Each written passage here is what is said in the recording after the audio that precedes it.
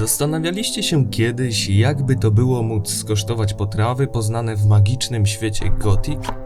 Jeśli tak, to wiedzcie, że nie wy jedni.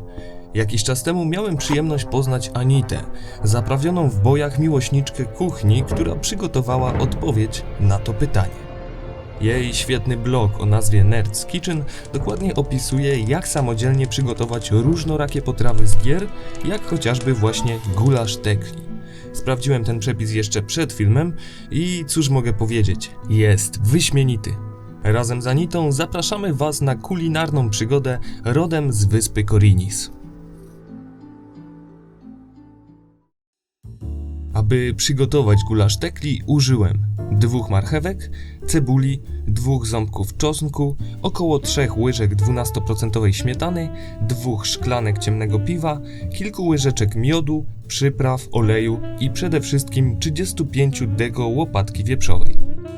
Pierwszym krokiem jest dokładne opłukanie mięsa i pokrojenie go w kostkę. Gdy z tym się uporamy, możemy nalać do garnka oleju, podgrzać go i wrzucić tam pokrojone mięso. Warto też od razu je sobie przyprawić solą, pieprzem i czym kto lubi. Ja zrobiłem to nieco później. Krok drugi to pokrojenie marchewki.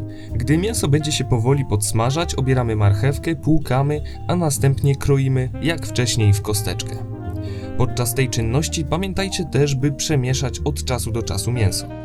Gdy całą marchewkę będziemy mieć już pokrojoną, przekładamy mięso na przykład na talerz. Ja polecam je przykryć również drugim, mniejszym talerzem, dzięki czemu mięso pozostanie ciepłe, a wręcz będzie się mogło jeszcze lekko dusić, co pomoże w tym, aby na samym końcu było bardziej delikatne. Teraz do garnku wrzucamy na podgrzany tłuszcz marchewkę i zabieramy się za krojenie cebuli.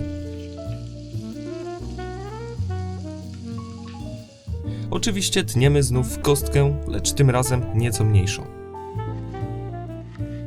Podsmażoną marchewkę przekładamy na bok. Możecie też dorzucić ją na przykład do mięsa. Zabieramy się za cebulę, którą szklimy z olejem przez kilka minut. W tym czasie kroimy czosnek i dodajemy go do cebuli, smażąc jeszcze około minuty.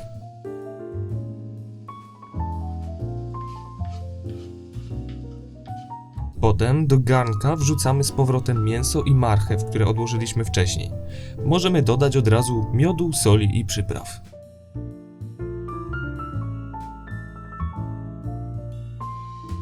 Jako że generalnie zawsze do gotujących się potraw dodajemy inne, bardziej płynne, w podobnej lub przynajmniej zbliżonej temperaturze, musimy sobie nasze piwo trochę podgrzać. Istotną uwagą jest, że wcale nie musimy akurat piwa używać. Polecam osobiście nawet bardziej kwas chlebowy lub podpiwek, które według mnie dają lepszy smak i aromat. Ja ich niestety w pobliskich sklepach nie znalazłem, przez co zostałem przy ciemnym piwie. Gdy się podgrzeje, dolewamy je do naszych składników w garnku. Teraz, od momentu zagotowania, dusimy gulasz na średnim ogniu około 20 minut. Polecam próbować gotującego się gulaszu i przyprawiać go samemu do smaku, dodając po trochu soli, ziół, w moim zaś przypadku zabrakło odrobiny miodu. Jeśli wolicie gulasz mniej wodnisty, to gotujcie go w tej ostatniej fazie bez przykrycia. Gdy nabierze ciemnobrązowej barwy, będzie już gotowy. Teraz odlewamy go troszkę do szklanki, dodajemy śmietany, mieszamy, by połączyła się z gulaszem, a następnie wlewamy do garnka i całość również mieszamy.